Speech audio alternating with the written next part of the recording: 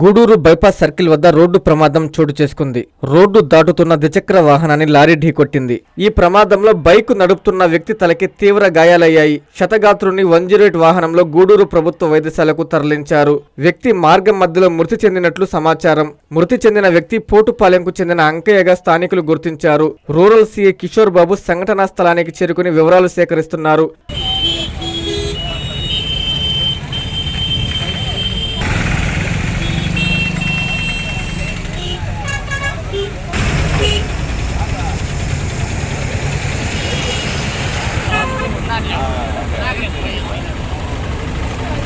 ప్రపంచ స్థాయి రోబోటిక్ సర్జరీలు మన నెల్లూరు నారాయణలో 26 సంవత్సరాల సంస్థాగత అనుభవం, సాంకేతిక ఆధారిత వైద్య సేవలు, ప్రామాణికత, నాణ్యత మరియు నిబద్ధత, అధునాతన 3D high definition visualisation, surgeon పూర్తి నియంత్రణలో పనిచేసే multi articulated robotic arms, millimetre స్థాయి ఖచ్చితత్వం, మెరుగైన ఎర్గోనామిక్స్ మరియు స్థిరత్వం.